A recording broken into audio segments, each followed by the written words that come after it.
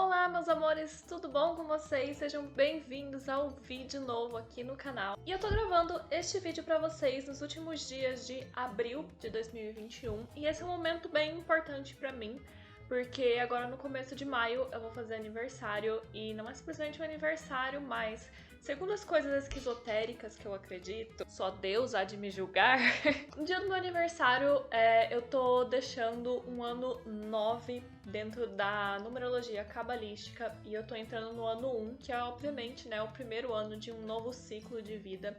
E eu acho que esse é um momento, né, de repensar os meus objetivos, repensar a minha trajetória, e então eu achei que seria um momento bastante interessante para vir aqui com vocês recordar um pouco do meu trabalho, da minha arte e tudo isso que aconteceu nesse último ciclo que eu tenho fechado, nesses últimos 9 anos, tudo que eu produzi, tudo que eu evoluí. Então vamos fazer essa exploração aqui juntos. Eu sentei hoje cedo, abri aquele monte de pasta velha, aquele monte de coisa antiga que tá guardada faz anos e anos, pra selecionar alguns dos meus trabalhos que eu acho que vão ilustrar bem as coisas que aconteceram nesses últimos anos. E 9 anos atrás era 2012, eu tava ainda no ensino médio, tava no segundo ano do ensino médio. E apesar de que nessa época eu não sabia nada a respeito de ciclos, de numerologia cabalística, olhando pra trás eu vejo que foi realmente um momento no qual eu tive uma ruptura bem grande no meu trabalho artístico, porque até 2011 eu ainda desenhava muito. A internet inteira vai rir da minha cara agora. Mas eu copiava muito desenho do Naruto, anime, Cavaleiros do Zodíaco.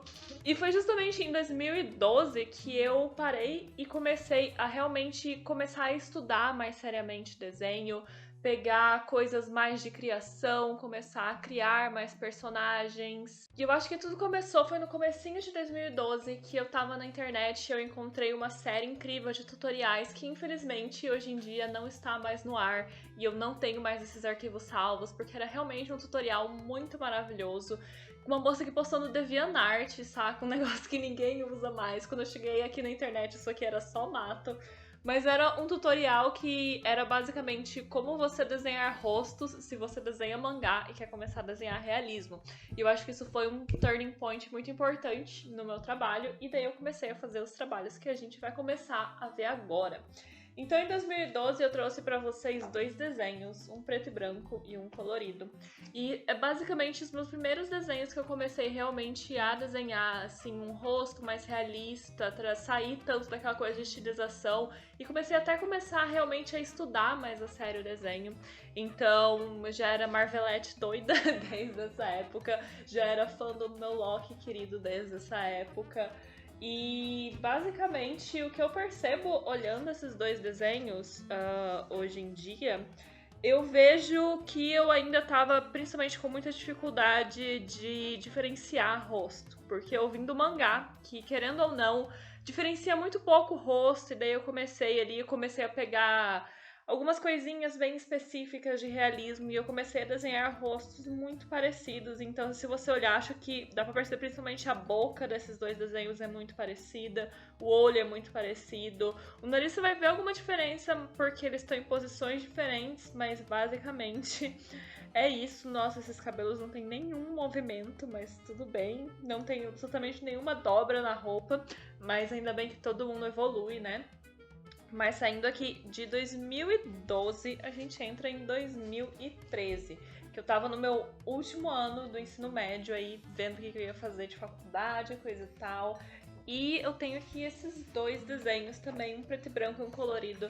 2013 foi a minha ascensão dos meus vícios em musicais, mais especificamente com Os Miseráveis. Então eu fiz muita fanart de Os Miseráveis, essas coisas. E tem também aqui um coloridinho bonitinho. Eu gosto desse desenho que foi as primeiras vezes que eu tentei trabalhar com alguma luz e sombra diferenciada nesses desenhos. Se você olhar, você vai perceber tipo uma luzinha meio verde aqui. Eu faço isso muito melhor hoje em dia? Faço, mas foi aqui meus primeiros experimentos. E aqui você já começa a ver alguma diferenciação em rosto, talvez. Esses dois especificamente estão muito parecidos, porque o formato do olho tá muito parecido, mas eu já tava evoluindo muito mais. Esses desenhos têm um sombreamento muito melhor, eles têm um volume muito mais interessante, o cabelo tem muito mais movimento, a roupa também ainda tá meio chinfrim, mas já tava assim melhorando bastante, então essa evolução aí de um ano pro outro. E quando a gente pula pros desenhos que eu peguei aqui de 2014, você percebe que a minha maior evolução foi comprar um lápis escuro. Zoeiras à parte, claramente em 2014 eu comecei a aprender a trabalhar com contraste, usar tons mais escuros, que é uma coisa que eu tô sempre falando pro pessoal que eu tô passando dicas, essas coisas. Eu sempre falo, gente, vocês precisam trabalhar o contraste, e essa aqui eu acho que é a principal diferença saindo de 2013 para 2014, então vocês podem ver. E também, né, eu estudei bastante realismo nessa época ali, do final de 2013 pro começo de 2014. Eu fiz muitos desses trabalhos mais realistas e eu acho que evoluiu bastante se a gente voltar no último que eu mostrei pra vocês, que era aquele Loki de 2012. Vocês vão perceber uma diferença gigantesca aqui, né? E basicamente o meu foco principal nesses começos aí de 2014 foi realmente esse estudo de realismo. Eu trouxe também pra vocês um desenho colorido que não é necessariamente realismo, mas mostra bastante como tava mais ou menos o meu estilo nessa época. Novamente, os cabelos aqui melhoraram um absurdo em questão de movimento, coisa e tal, estão bem mais interessantes. E daí, quando a gente pula pra 2015, eu tava no meio da minha faculdade. Pra quem não sabe, eu fiz bacharelado em artes visuais. E 2015 foi um ano que eu fiquei muito absorvida nessa coisa da faculdade, na minha produção da faculdade. E basicamente os trabalhos que eu encontrei aqui são realmente coisas da faculdade. Então eu tava desenvolvendo alguns trabalhos de pintura relacionado a questões de gênero, drag, coisa e tal. E daí eu encontrei esses estudos, 2015 foi um ano muito de estudo dessas coisas, sabe? Tanto que eu não achei um desenho pronto e finalizado como eu tenho mostrado até aqui, saca? Que eu acho que simbolizasse bem 2015 pra vocês. Porque foi um ano que eu realmente fiquei muito em sketchbook, fazendo esses rabiscos e essas experimentações e pinturas experimentais. Gente, eu tava fazendo artes visuais.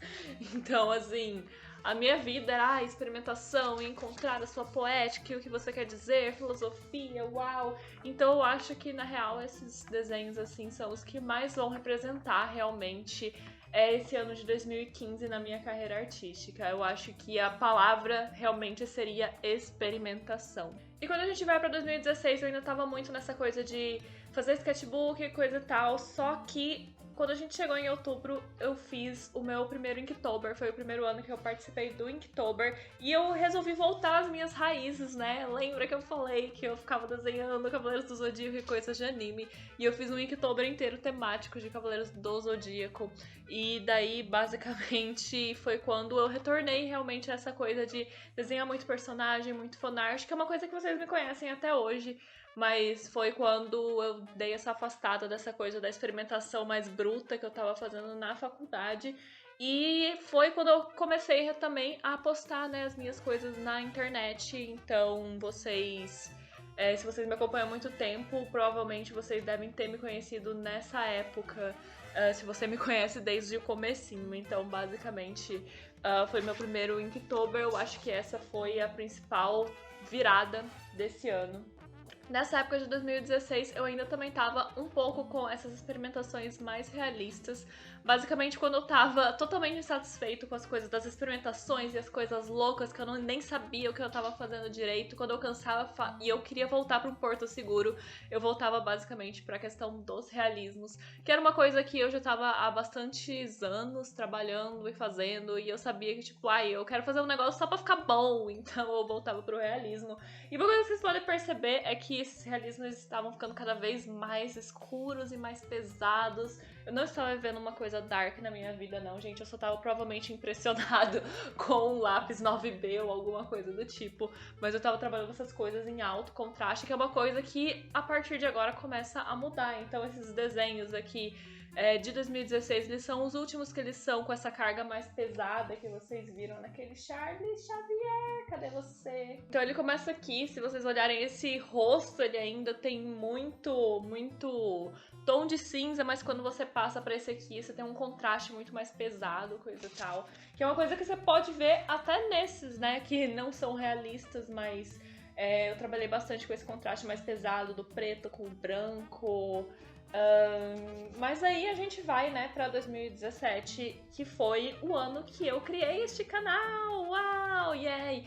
Eu comecei esse canal em fevereiro de 2017 e se você já viu alguns vídeos mais antigos, talvez você reconheça este desenho, ou talvez esse aqui, que são os desenhos que eu selecionei de 2017. E eu acho que o que marca 2017 na minha carreira artística é realmente as coisas que eu fiz pro canal. Eu acho que eu tenho esse turning point. E foi um ano que eu trabalhei muito em colorido. Vocês devem ter percebido muitas coisas preto e branco, mas eu acho que nenhum ano na minha vida eu fiz coisas tão coloridas e alegres e bonitinhas quanto em 2017. Não foram todas as coisas, eu tenho aqui coisas, né, em preto e branco que eu trabalhei esse ano, mas eu fiz muito colorido e muito desenho nessa vibe aqui, que é lápis de cor com marcadores. Então eu passava uma camada de marcadores e vinha trabalhando com lápis de cor em cima. E eu acho que esse é o ano que ficou mais marcado no meu estilo, foi essa aplicação dessa técnica. Tudo que eu criava esse ano tinha mais ou menos essa carinha, assim. Eu selecionei esse aqui, que eu acho ele muito bonitinho, eu adoro esse desenho até hoje. E eu trouxe ele aqui pra mostrar pra vocês, que foi um dos primeiros trabalhos que eu fiz com marcadores. Então, mudou também muito o meu trabalho, não foi só porque eu parei de fazer coisas tão coloridas ou coisa e tal, mas foi principalmente porque eu mudei de material, que eu comecei a usar marcadores da Copic. Quando eu fiz esse desenho, eu acho que eu tinha 5 marcadores da Copic. Tipo, tinha esse vermelho mais escuro, tinha esse vermelho mais claro, tinha uns 2 tons de cinza, e esse cor-de-rosa aqui nem era da Copic. O amarelo do olho também não era da Copic. Então, tipo assim, saca? Eu queria fazer alguma coisa, eu só tinha, tipo, 5 marcadores, e daí eu pensei, olha, se eu fizer ele é todo vermelho, eu só tenho vermelhos, vai dar certo. Então é meio que essa virada do meu trabalho no final de 2017 para o que eu vou produzir em 2018 tem muito a ver com a mudança também no material que eu tava trabalhando. Então eu abandonei o lápis de cor porque o lápis de cor dá muito trabalho. E eu descobri que os marcadores são muito mais eficientes, então eu tive essa virada aqui no meu trabalho desses característicos de 2017 para as coisas que eu produzo até hoje, principalmente por eu ter mudado de material. Em 2018, eu acho que a principal característica do meu trabalho acabou sendo o preto e branco. Então eu fiz muitos trabalhos mais ou menos desse jeito aqui, porque, como eu falei, eu comecei a trabalhar com marcadores.